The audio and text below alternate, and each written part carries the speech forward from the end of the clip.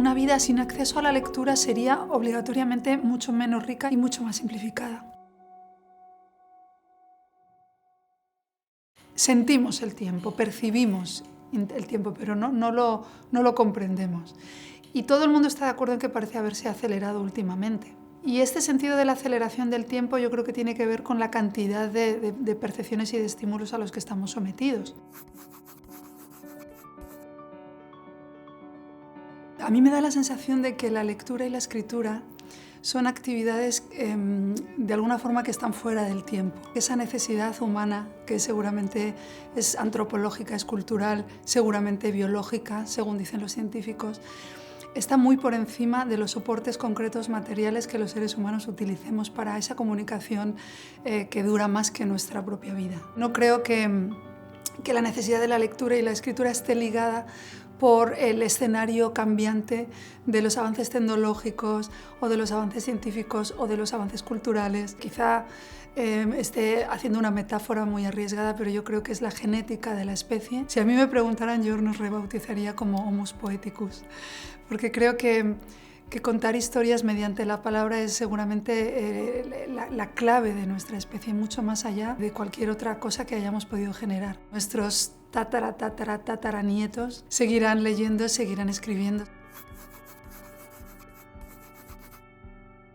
El fomento de la lectura es seguramente en todo lo que tiene que ver con el mundo de la lectura, con el mundo del libro, la madre del cordero, ¿no? A mí me da la sensación de que en las comunidades orales, y cuando esto no está reñido con que haya libros, sino en las que hay mucho intercambio de palabra entre diferentes generaciones, es más fácil que prenda la chispa de la lectura que cuando en las comunidades en las que no hay demasiado intercambio oral y el libro no resuena, digamos, en nuestra conciencia o en nuestra mente con el sentido del oído también, ¿no? Como leyendo, como si el libro nos cantara. Yo creo que fomentar la oralidad es una buena idea, fomentar la lectura en voz alta, fomentar las lecturas corales, fomentar también el compartir las historias en grupo. La poesía, que es absolutamente imposible de definir, etimológicamente es la creación. Para los griegos, poiesis es la creación. Yo creo que la poesía es otra forma de nombrar la vida. El simple hecho de leer es ya un hecho de rebeldía. No digamos el hecho de escribir, y ya no digamos el hecho de escribir poesía. Yo creo que el arte de contar y escuchar historias no ha terminado ni terminará nunca. También es verdad que yo tengo una esencia optimista. A mí me da la sensación de que seguimos estando ávidos de historias y se siguen generando las historias. Lo que ocurre es que es verdad que la manera de asociarnos alrededor del fuego, escuchando como los más viejos contaban seguramente que este animal era peligroso porque pasó esto con tal persona, o que no comáis estas bayas porque os va la vida en ello, me imagino, ¿no? De mil maneras, ¿no? Como uno de los orígenes también de las historias, que es la propia supervivencia de la especie, como es esa información codificada de manera simbólica, que son las parábolas, las fábulas, las nanas. Yo creo que esa necesidad sigue estando ahí. En una sociedad más disgregada, hemos ganado en anonimato, pero hemos perdido en tribu, lo cual tiene un coste, yo creo que desde el punto de vista de la especie demasiado alto, e incluso desde el punto de vista evolutivo, pues tenemos menos ocasiones de arremolinarnos juntos para escuchar historias. El gran Juan de Mairena decía que lo que sabemos entre todos no lo sabe nadie. Entonces la explicación o la percepción, la interpretación de un libro que se hace entre todos no la puede hacer solo uno, por muy avezado que sea en la lectura. De manera que creo que la lectura debería ser apoyada en lo comunitario desde la infancia y a lo mejor adquiriría en ese, un sentido mayor, ¿no? Porque además también los niños, los adolescentes, son, o somos, porque nunca dejamos de serlo del todo, bastante gregarios, dependemos bastante de la opinión ajena, aunque persigamos la propia, dependemos de la ajena incluso para construir la propia.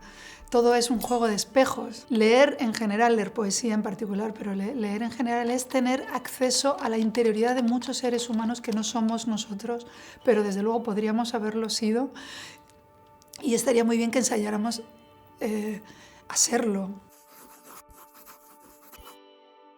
Hay bastantes discusiones ahora que los niños llevan unos cuantos años siendo educados con tabletas, todo con soportes digitales, sobre la necesidad de la psicomotricidad fina, ojo-mano, para el desarrollo de ciertas regiones del cerebro. El ser humano necesita, digamos, para almacenar en esos laberintos borgianos que llamamos memoria, hay espacios físicos y hay llaves que abren las puertas de los recuerdos, y esas llaves son normalmente inmateriales, pero están asociadas a sonidos, a olores, a objetos, a rostros, ¿no? Y entonces ese funcionamiento, aunque es misterioso, sí que tiene claves que podemos vislumbrar, y por lo tanto parece ser que sí que tiene que ver lo tangible a la hora de la creación.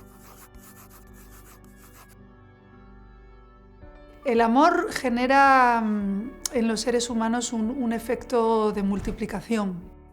Es una de las vías de conocimiento, según Platón, y de hecho es muy difícil generar motivación por el aprendizaje sin emoción. Yo no creo que el aprendizaje frío y óseo sea posible sin carnalidad, sin latido.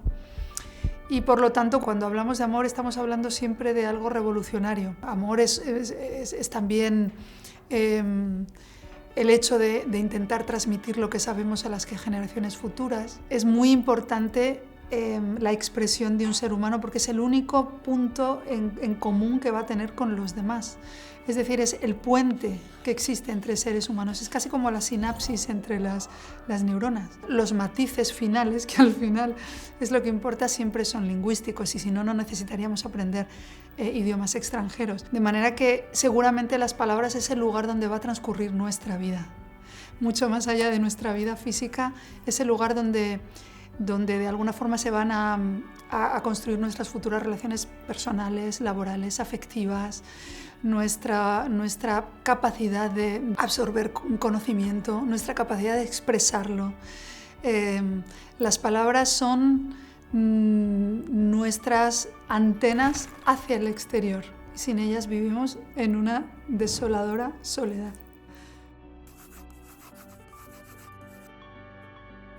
Yo creo que la lectura y la escritura sí que son básicas a la hora de fomentar un pensamiento independiente por varias razones. Es muy difícil tener un pensamiento independiente sin tener experiencia vivida.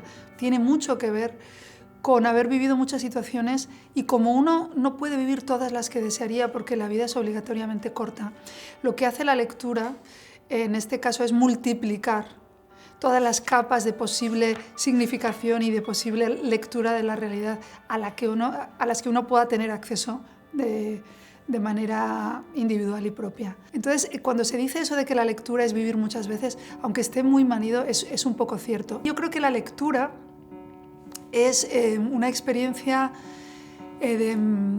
privilegiada a la hora de comprender las conciencias ajenas.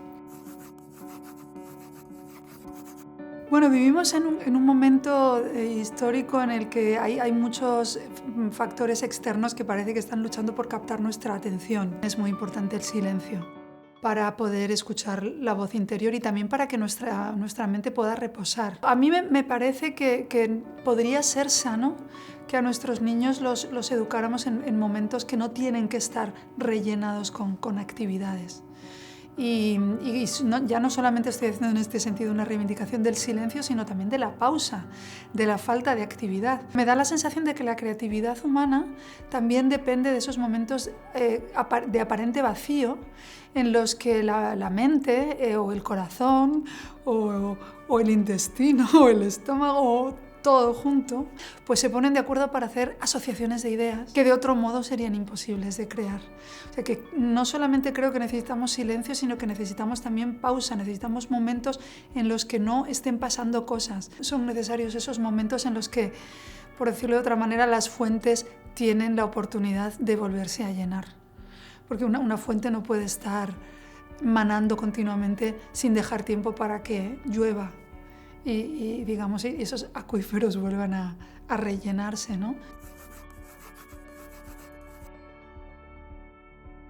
Necesitaríamos llegar a una reconciliación con lo natural, con el margen físico de las cosas. Creo que una de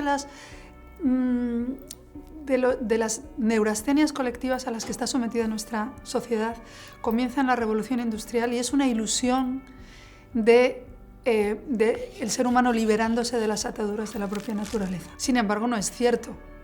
De alguna manera yo creo que Mary Shelley en Frankenstein nos contaba esto. O sea, el ser humano no es Dios, no es su propio demiurgo, no puede generar la vida, está sometido a sus leyes físicas. Necesitamos reconciliar los deseos con la realidad, por parafrasear a Cernuda, porque los deseos son más anchos que la realidad tozuda física del cuerpo. Y yo creo que es esto lo que está sucediendo. Estamos proyectando un exceso de deseo, que es muy positivo. Todos somos seres deseantes por naturaleza y en este caso hay circunstancias materiales que nos permiten desear, pero no contamos con que el tiempo sigue siendo forzosamente escaso y por lo tanto o nos liberamos de tareas constrictivas de manera colectiva o seguiremos cada vez más constreñidos porque el margen entre la realidad física y el deseo va a ser cada vez mayor. Es muy importante ser conscientes del poder de la palabra. Cuando se dice aquello, no todos los refranes populares tienen razón, aunque todos la tengan, y no me contradigo. Cuando se dice aquello de las palabras se las lleva el viento, no es del todo cierto. Las palabras generan cura y generan daño y construyen digamos, la realidad en la que los seres humanos viven.